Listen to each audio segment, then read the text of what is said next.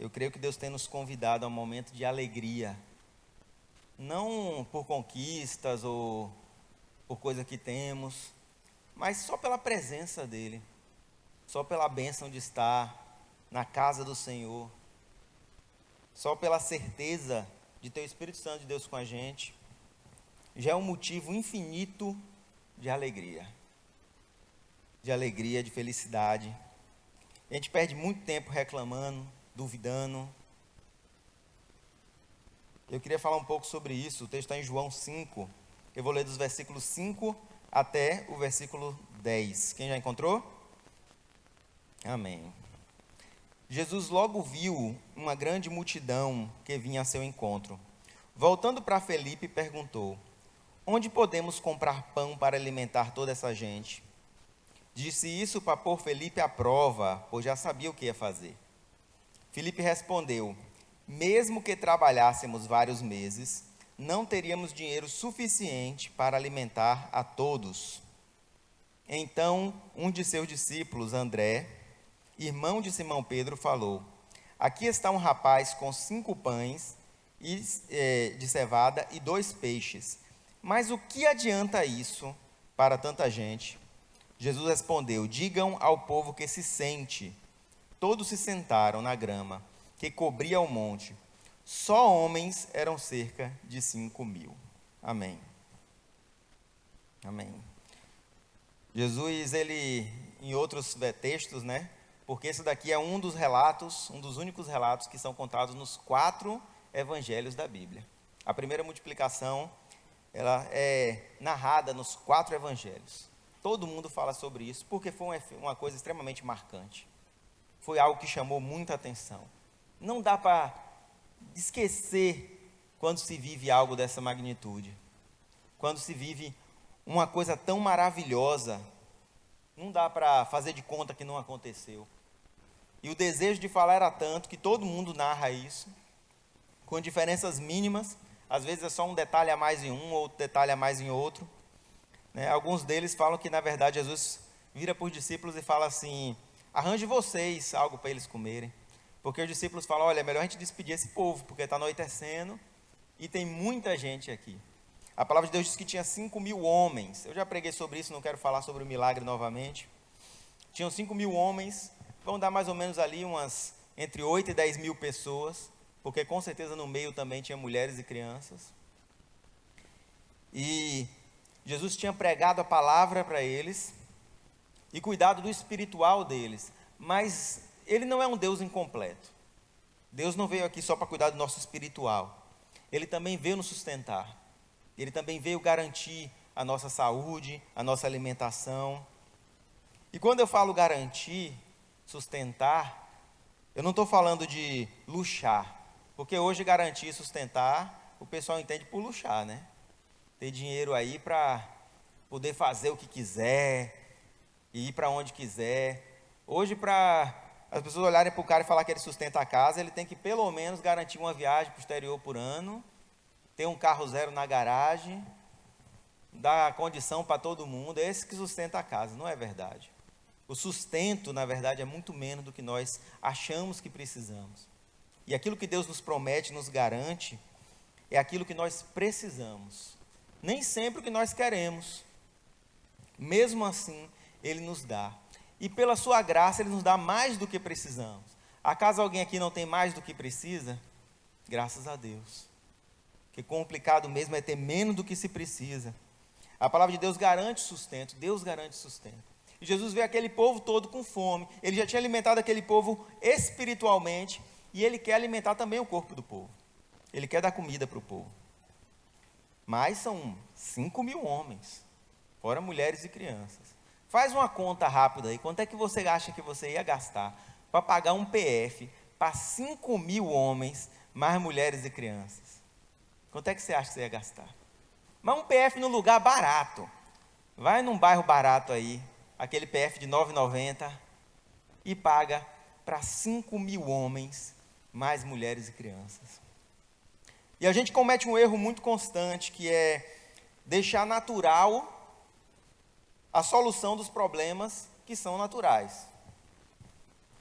E esse erro acontece quando esse problema que é natural, quem ordenou que ele fosse resolvido foi Deus.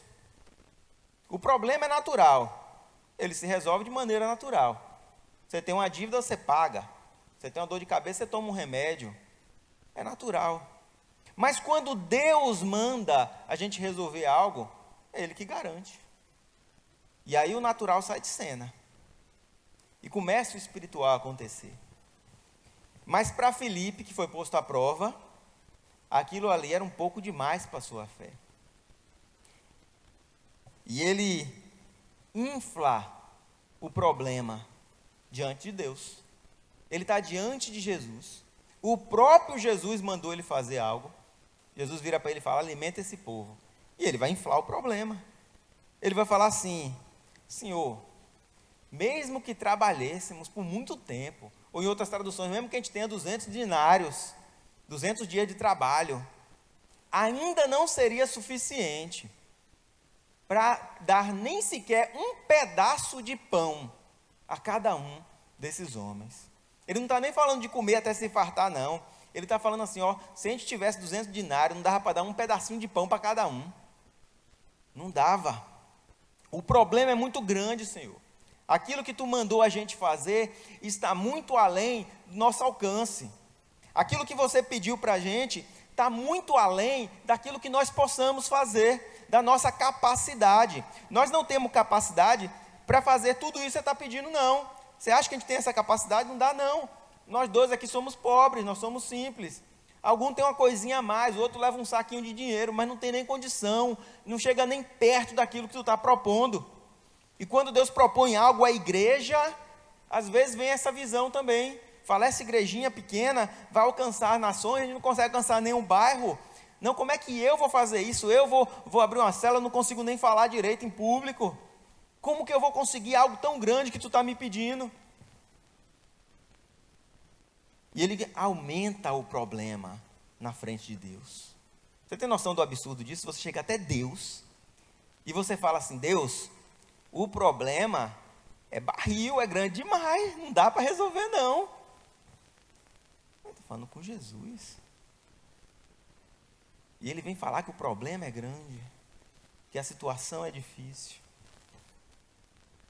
Quando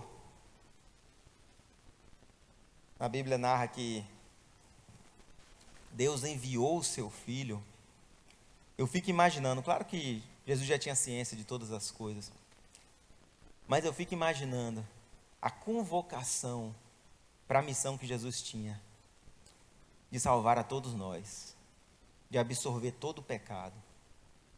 A missão dele era vir até a terra, demonstrar como é o Pai, porque nós tínhamos a lei que refletia a vontade de Deus, mas ninguém nunca tinha visto como era Deus, como era o agir de Deus, antes de Jesus andar na terra como nós. E agora nós podemos saber como Deus agiria nas situações, observando Jesus. Por isso somos chamados de cristãos, pequenos cristos, porque imitamos o que Jesus fez.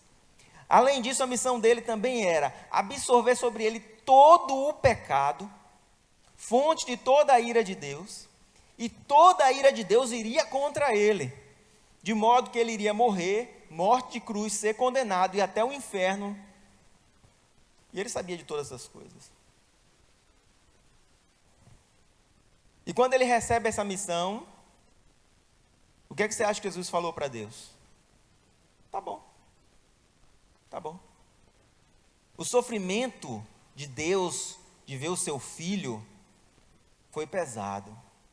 Mas Jesus em nenhum momento duvidou de fazer aquilo que foi colocado para ele fazer.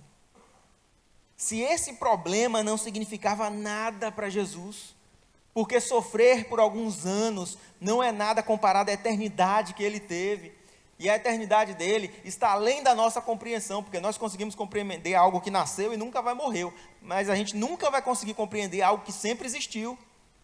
Você consegue compreender algo que sempre existiu? Não dá para compreender, né? Se você voltar a 1 milhão de anos atrás, estava Jesus e Deus lá. 2 milhões, Jesus e Deus. 100 milhões, Jesus e Deus. 100 bilhões, está lá Jesus e Deus da mesma forma. Não cabe na cabeça algo que sempre existiu.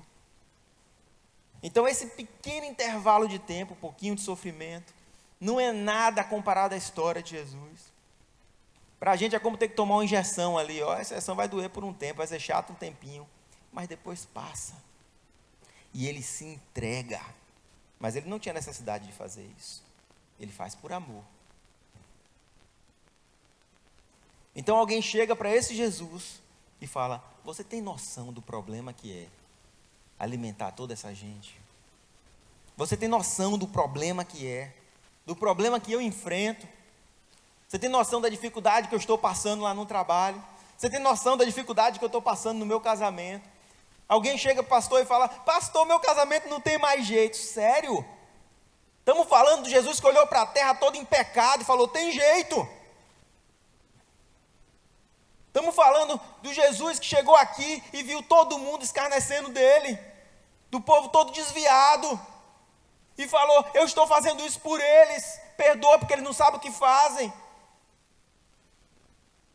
E aí você recebe um laudo do médico e fala: não tem mais jeito. Como pode alguém falar isso diante de Deus? Como pode alguém aumentar um problema diante de Deus e dizer: não tem jeito? Você está testando sua falta de fé. Não tenho fé. Tem jeito, sim. Sempre tem jeito. Com Jesus, sempre tem jeito. Lázaro já tinha morrido há 4 dias.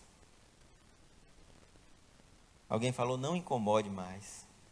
Ó, não precisa mais ir não, viu? Ele está morto já. Ah, mestre, se tu estivesse aqui, mas agora é tarde. Ele morreu já faz 4 dias. Não tem mais jeito. A filha de Jairo estava também doente. Ele quase chegando, chegaram para ele e falaram: ó, não incomode mais o mestre, ela já foi. Ele olha para Jairo e fala: ó, não tema, crê somente. Poxa, acabaram de falar para o cara que a filha dele morreu. Não é brincadeira não, meus irmãos. Ele não está recebendo uma notícia pequena não. Não é que bateram o carro, não é que tocou fogo na casa. A filha dele morreu. Ele recebe essa notícia. Como você acha que está o coração desse homem? Jesus tinha parado para cuidar de uma mulher que tinha um problema há 12 anos. Não podia esperar mais um pouquinho.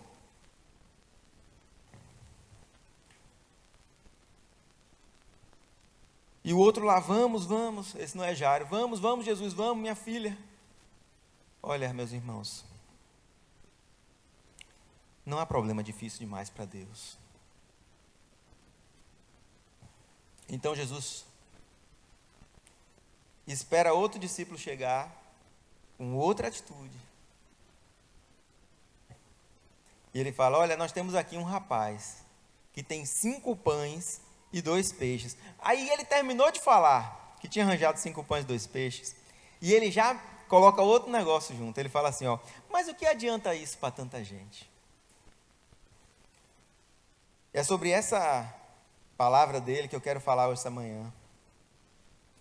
Sobre minimizar aquilo que Deus te deu. Ele minimiza aquilo que Deus colocou na mão dele. Eu imagino, meus irmãos, que muitos ali tinham alguma comidinha, que às vezes uma pessoa sempre leva, né? Tem sempre gente mais seguro que outros, que fala assim: rapaz, eu vou lá seguir esse homem, deixa eu levar aqui um lanche para mais tarde, deixa eu guardar alguma coisa aqui para algum momento. E algumas pessoas com certeza tinham alguma comida, mas quando os discípulos começaram a perguntar, no meio da multidão, as pessoas que tinham levado um pão, um peixinho, tinham levado um bolinho, uma fruta, olhava para aquele bando de gente ali, fala: rapaz, eu vou ficar aqui quieto na minha, viu? Senão não vai comer nem eu nem ninguém. Porque esse pouquinho que eu estou trazendo não é suficiente para alimentar essa multidão. O pouquinho de fé que eu tenho não é suficiente para realizar esse milagre. O pouquinho de conhecimento que eu tenho não é suficiente para trazer essa palavra. O pouquinho de força que eu tenho não é suficiente para lutar contra essa dificuldade. Então eu vou guardar para mim, eu vou viver esse pouquinho que eu tenho, e depois que minhas forças acabarem, acabou, e eu não sou mais nada. Você sabe quem agiu assim na Bíblia? A viúva de Sarepta. Ela age exatamente desse jeito. Elias chega para ela e fala: ei, prepara algo para eu comer, porque eu tenho fome. E ela chega para o profeta e fala: eu não tenho nada. E aí o negócio complica, né? A pessoa fala que não tem nada. Eita, e agora? Meu Deus, essa mulher não tem nada. Aí ela continua: a não ser um pouquinho de azeite, um pouquinho de farinha, eu vou fazer um pão, eu vou comer com meu filho, e depois a gente vai morrer. Então não é que ela não tinha nada. Ela tinha um pouquinho de azeite, ela tinha um pouquinho de farinha, ela até sabia fazer um pão com o que ela tinha, mas ela dizia com as suas palavras: eu não tenho nada. Da mesma forma, os discípulos chegaram para Jesus falando: nós temos aqui 5 pães, 2 peixinhos, mas o que é isso comparado a tantas pessoas que nós temos que alimentar? E no caso da viúva, o profeta vira para ela e fala: então você faz o pão e me serve primeiro. E Jesus fala para aquele menino: então me dê aí seus 5 pães, seus 2 peixinhos.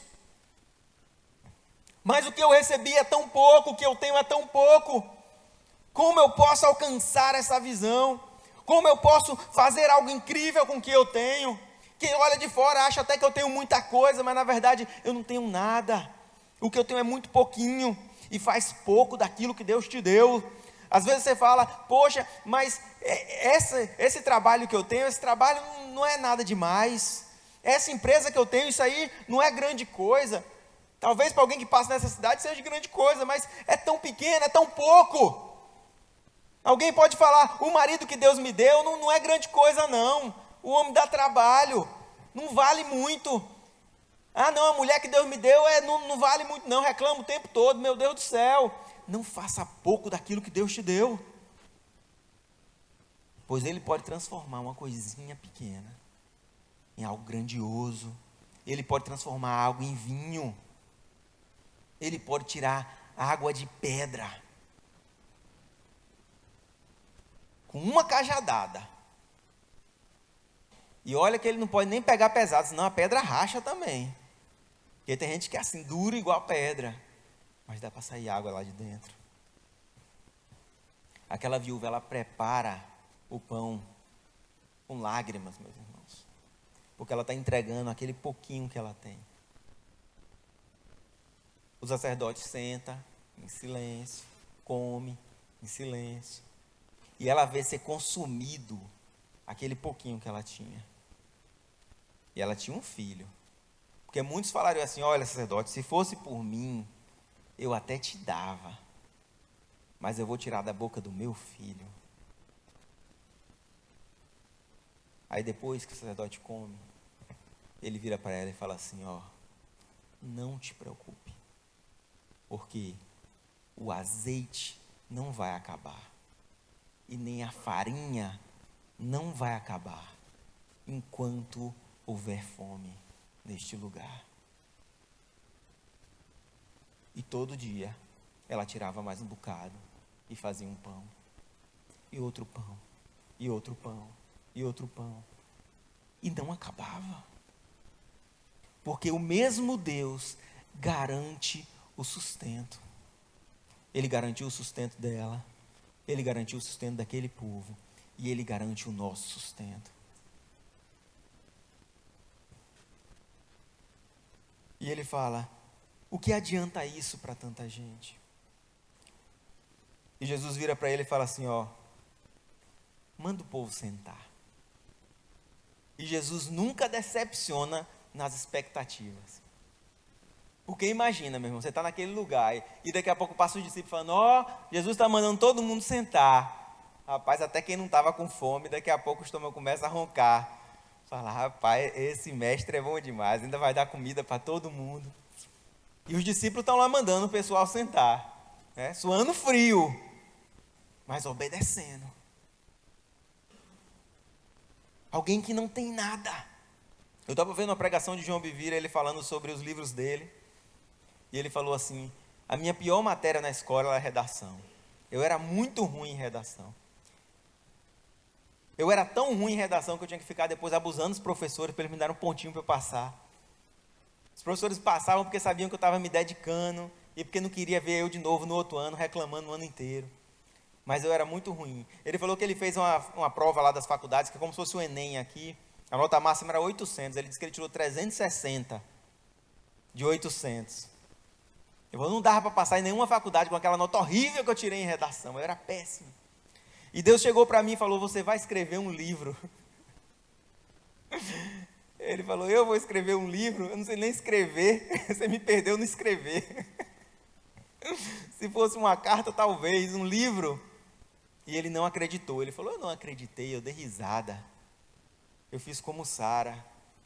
Porque ele me deu tão pouco conhecimento sobre redação. Me deu tão pouca firmeza na mão, que eu não acreditei que eu poderia escrever um livro. E ele deixou o tempo passar. E Deus falou novamente com ele, você vai escrever um livro, escreva logo esse livro. E ele falou, Deus, não tem como eu escrever um livro. Não é que eu não queira, é que não dá, é impossível. Eu não consigo fazer uma redação, eu sou péssimo nisso. Você viu lá a nota da prova. E ele disse que ele estava numa igreja e uma mulher chegou para ele e falou, olha, Deus falou que você tem que se apressar em escrever um livro. E ele, não é brincadeira, Deus está tirando com minha cara. E no outro dia ele foi para outra cidade pregar, e outra pessoa falou para ele, olha, Deus mandou te dizer que se tu não escrever logo esse livro, ele vai dar para outra pessoa, viu? E ele falou, é de Deus. E aí ele falou que, apesar de ter sido sempre péssimo em redação, ele fez um acordo com Deus. Ele falou, Deus, eu não vou escrever esse livro. Tu vai escrever esse livro. E todas as palavras do livro serão tuas. E eu te prometo que tu, quando escrever esse livro, eu vou ser o primeiro a ler o livro. E ele senta e ele começa a escrever esse livro. Ele escreve o livro Kryptonita, que foi best-seller em mais de 20 países. Ele falou, eu queria ver a cara daquele pessoal que me deu 360 em redação. Mas para quê?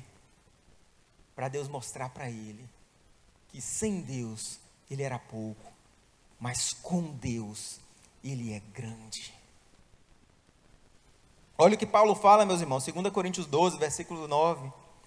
Mas ele disse, ele está falando de Jesus, minha graça é tudo o que você precisa. O meu poder opera melhor na fraqueza.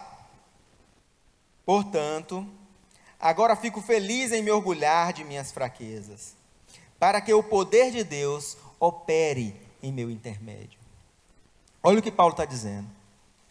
Ele diz primeiro, que Deus explicou para ele que a graça é tudo o que ele precisa. Não é algo que ele precise, não é parte do que ele precisa, não é uma coisa que seria boa que ele tivesse, é simplesmente tudo o que ele precisa. Se pergunta-se para Paulo naquele momento, tu precisa de comida, Paulo? Não, eu preciso da graça de Deus. Tu precisa de dinheiro? Não, eu preciso da graça de Deus. Tu precisa de saúde? Não, não preciso de saúde, não, eu preciso da graça de Deus. Tu precisa de uma boa mulher, uma boa pessoa do teu lado? Não, eu preciso mesmo é da graça de Deus. Porque quando a graça de Deus está presente na minha vida, todo o resto vem correndo atrás. Buscar em primeiro lugar o reino de Deus, sua justiça, e todas as outras coisas lhe serão acrescentadas. O que nós realmente precisamos é da graça de Deus. Nós temos que viver pela graça de Deus. Se tivermos todas as outras coisas, algo ainda nos faltará. Mas se tivermos a graça, não precisaremos mais de coisa alguma. Porque isto é tudo que precisa. Quem fala isso não é Paulo. Paulo diz, mas ele disse. Foi Jesus que falou. E ainda diz mais, olha o que Jesus fala para ele, meu poder opera na fraqueza. Isso é um convite para sermos fracos? De forma alguma. É um convite para sermos dependentes dele. Porque o segredo está em reconhecer a fraqueza. Porque fraqueza todo mundo tem. Eu não estou convidando você a ser fraco para você ser forte. Porque fraco você já é. É só você reconhecer as fraquezas que tem. Lembra da parábola do publicano e do fariseu? Um fala, eu sou fraco, eu sou falho, eu sou pecador, tem misericórdia de mim. Esse sai justificado, se morresse agora ia para o céu. O outro fala, Senhor Deus, eu sou dizimista, ofertante, fiel, jejum, oro, não sou como essas pessoas pecadoras. E a palavra de Deus diz que se ele saísse naquele momento e morresse, ele ia para o inferno. Porque se não tem fraqueza, não há lugar para Deus trabalhar. Se não tem pouco, não tem milagre nenhum para Deus fazer. E se acha o dono do mundo, mas quando deita de noite em casa, não consegue dormir pensando nos problemas. Que problemas?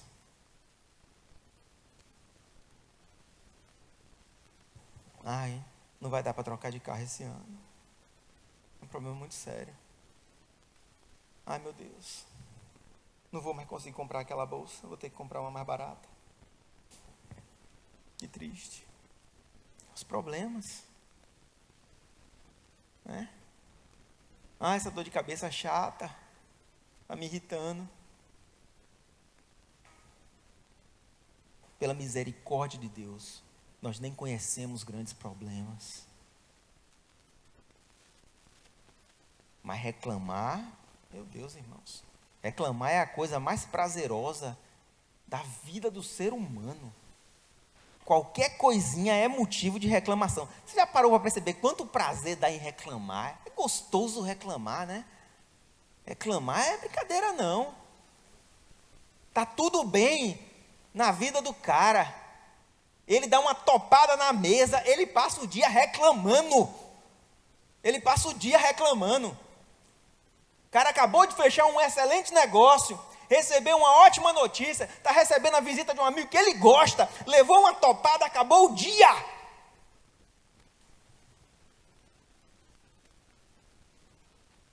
Agradecer não dá prazer. Bom mesmo é reclamar. O povo era escravo no Egito, Eles saem do Egito através de Deus, da mão de Moisés. E Deus podia levar eles direto para Canaã. Mas aprova o Espírito não levá-lo direto a Canaã. Depois eu chego lá. E eles começam a dar volta no deserto. Todos os dias, quando eles acordam, cai o pão do céu. Você não precisa nem ir na padaria. Eu acordo com a Alessandra me futucando assim, ó. Vai lá comprar um pãozinho para mim, vai. Vai lá comprar um pãozinho. Eu fico, mais bem que eu podia abrir aqui a porta da varanda, né? E ter um manazinho. Mas não vou reclamar, não. Deixa eu botar uma roupa aí que dá para ir andando da minha casa. É muito pertinho, não vou reclamar, não. E o que é que acontece? O maná cai do céu todos os dias. Eles tinham que suar a camisa, levar chicotada. Mas estão eles. Ai, de novo maná. Ninguém aguenta mais maná. Quem é que é assim? Faz a mesma comida 3 vezes na semana, já tem gente reclamando. Ai, de novo isso? Eu não quero mais comer isso não. O cara está no meio do deserto. Não chove naquele lugar. Todo mundo passando fome. Não se encontra um calango, porque não tem o que comer. Aí aparece pão do céu, e ele está reclamando. Não tem água. Aí encontram água no deserto. Meu Deus do céu, já pensou, você está perdido no deserto, você encontra água. Aí prova fala, não gostei do gosto, quero voltar ao Egito.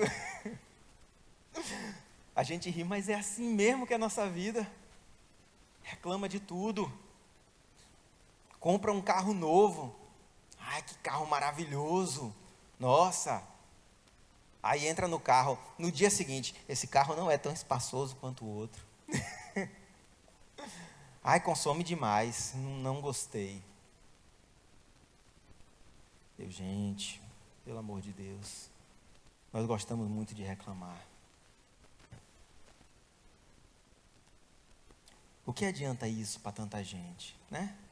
Eu consegui aqui, ó Deus, 5 pães, 2 peixes. Mas o que é que você vai fazer com isso? É muito pouco. Eu lembro vocês da parábola dos talentos, em que um recebeu 5 talentos, outro recebeu 2 talentos. Isso é libertador, esse conhecimento é libertador, é maravilhoso. O que recebeu 5 talentos, o outro recebeu 2, o outro recebeu 1. Quem foi mais abençoado? Me diga aí. O de 5, né? Não, o que recebeu 1 foi quem teve mais sorte.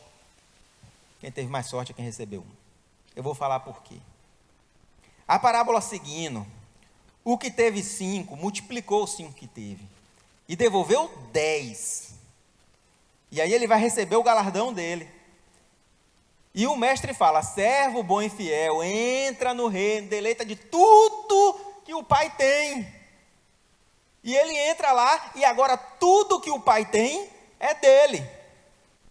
O outro recebeu 2. E ele fez quantos? Dobrou também, 4. É mais fácil transformar 2 em 4 do que transformar 5 em 10, né? E qual foi a recompensa desse daí, que um lucrou 5, teve essa recompensa. E qual foi a recompensa do que lucrou 2? A mesma recompensa. A mesma, igualzinho. Servo bom e fiel, entra no reino do teu pai, tudo do pai é teu. Ele recebeu menos talentos, e Deus vai cobrar proporcionalmente aos talentos que recebeu. Se você recebeu 5 talentos, tu está com um problema na tua mão, porque Deus vai te cobrar os 5 talentos que Ele te deu. Mas se tu recebeu 1 talento, tu só precisa fazer direitinho esse talento que tu recebeu, faz feijão com arroz que vai dar certo, meu irmão. Eu não preciso saber cantar, fazer peça, tocar bateria, e se você sabe, amém, glória a Deus, aleluia. Mas faz aquilo que Deus te deu, faz bem feito, trabalha no teu talento. Ai, mas o meu talento é tão pouco. Oxente, e é ruim, é? Ser fiel no pouco, e no muito você será colocado. Se alguém que recebeu um pequeno talento, fizer uma obra razoável com seu pequeno talento, ele vai receber um grande galardão, porque esse Deus é justo, e Ele cobra a medida do que entrega. E tem gente que não para de pedir talento. Eu falo, eu só espero que você saiba o que você vai fazer com esse talento. Talento, pedindo para Deus, é igual empréstimo. Você vai pedir um empréstimo. Pedir um empréstimo é ruim? Depende. Se você tem um lugar bom para investir o dinheiro, pedir empréstimo é bom. Mas se tu não tem um lugar bom para investir o dinheiro, pedir empréstimo é péssimo. Eu tinha um sócio, ele falou assim, rapaz, eu consegui um empréstimo aqui, maravilhoso para a gente, uma taxa boa. Eu falei, realmente, a taxa está muito boa. Poxa, vou pegar um empréstimo aí. Agora tem um problema, você só pode pegar aqui se for 700 mil. Eu falei, rapaz, tá maluco? O que eu vou fazer com 700 mil? Não, a gente compra umas coisas aqui, não sei o que lá. Eu falei, não, você está doido? Esse dinheiro daqui a pouco vai voltar, eu vou ter que pagar. Se fosse para pegar 100, eu ampliava a loja, fazia uma coisa. Mas eu não vou pegar um dinheiro que eu não tenho o que fazer com ele. Porque depois eu serei cobrado por aquilo que eu estou pegando. E se eu não tenho o que fazer com esse dinheiro, ele com a minha mão vai ser um problema e não uma solução. E assim é com os talentos. Se você está pedindo o talento de Deus, Deus vai te dar o talento. E depois que Ele te der o talento, e agora, meu amigo? Você vai ser cobrado pelo talento que você recebeu. Se você enterrar o talento, olha o que aconteceu com quem recebeu só 1. Ele só precisava aplicar 1 talento. Mas ele enterra o talento. Ele fala, eu recebi tão pouco. E tu é um Deus zeloso, que cobra. Então eu guardei, está aqui de volta. Tu já pensou, tu pega um empréstimo, 1 ano depois, quando tu for cobrado, tu, ó, está aqui o dinheiro de volta, viu, eu guardei. Não vai colar. Eu guardei, viu? Está aqui ele. não mexi, porque não era meu, tá? Para que tu queria o empréstimo? Mas a todos ele deu. Todos nós temos talentos. E quanto mais talentos, mais responsabilidade. É melhor que tu pegue o talento que ele te deu e aplique e trabalhe nesse talento. Cresça no teu talento. Exerça o teu talento. Não enterre o teu talento. Não faça pouco do teu talento. Porque bastava esse um talento para entrar também no reino de Deus e usufruir de tudo que o Pai tem. Aí meu talento é só cuidar de criança. É tudo que tu precisa para entrar no reino de Deus e usufruir tudo que o Pai tem. Ah, meu talento aqui é só cantar. É tudo que tu precisa para entrar no reino de Deus e usufruir de tudo que o Pai tem. Para conquistar todas as coisas. Você só precisa do talento que Deus te deu. Não considera aquilo que Ele te deu pequeno. Porque os discípulos consideraram pouco. 5 pães, 2 peixes para alimentar 5.000 homens, fora mulheres e crianças. E Jesus falou, manda eles sentarem. Está mandando. Chegaram para Jesus e falaram, é isso que nós temos, 5 pães e 2 peixes. Jesus olha aquela multidão, meus irmãos, de 8 a 10 mil pessoas. Falou, tem isso aí? Então manda o povo sentar, que a comida está chegando. O próprio Elias pega Geazi e fala, Geazi, vai até o topo da montanha. Outro dia eu prego sobre isso. E fala, e volta aqui, tu me diz o que é que tu vê. E o profeta vai, pá. Gente, era o topo de uma montanha. E aí ele volta. Voltar é fácil, né? Voltar, ele abre os braços, vai, tá. Mas subir não é brincadeira, não. Viu alguma coisa, Geazi? Não vi nada.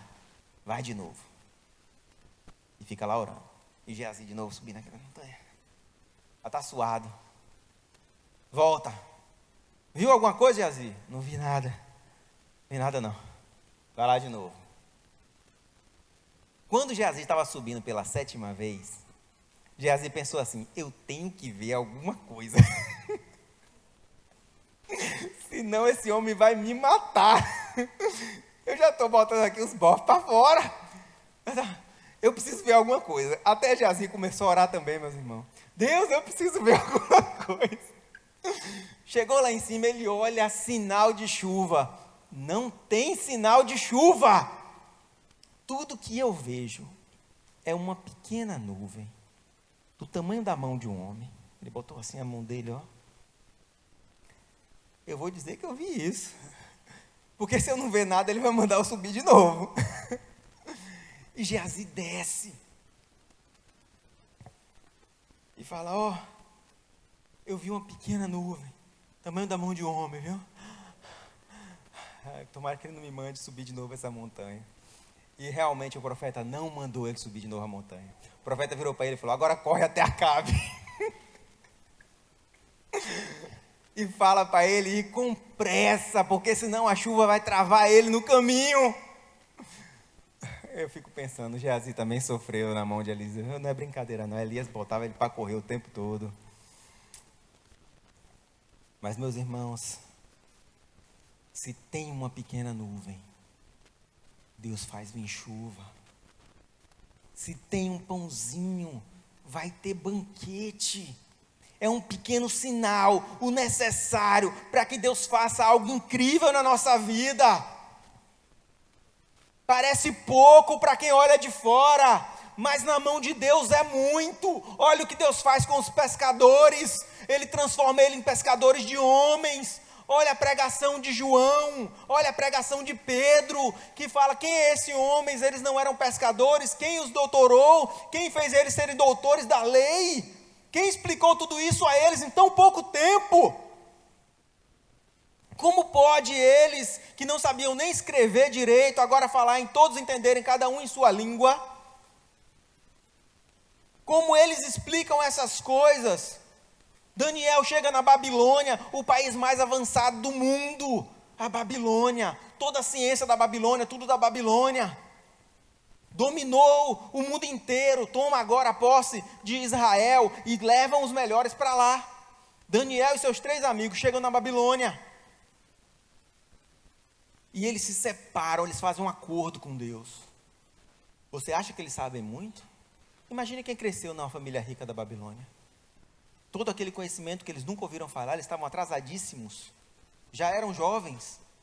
adolescentes, não sabiam nem a língua da Babilônia, e fazem um propósito com Deus, falam, não vamos nos contaminar. E aí eles fazem um jejum santo. Um jejum, mas eles comiam, mas não comiam daqueles manjares e nem das carnes da Babilônia. E eles fazem esse jejum santo, fazem um propósito com Deus. E eles começam a galgar posições. Daqui a pouco, abaixo do rei estavam eles, e mandavam sobre todos os outros da Babilônia. E o pessoal da Babilônia falava, mas por quê? Por que colocou essas pessoas de fora para governar sobre nós? E a resposta do rei era, eles são 10 vezes mais inteligentes e 10 vezes mais criativos do que qualquer mestre na Babilônia. Mas eles vieram de escola pública. Eles vieram do nada. Poderia vir alguma coisa boa de onde eles vieram. Olha a família deles, o que eles significam, o que eles têm. Eles têm a presença de Deus na vida deles. Eles têm aliança com Deus, eles têm compromisso com Deus. E Deus fez multiplicar a inteligência, a sabedoria na vida deles. Eu queria que você se colocasse de pé.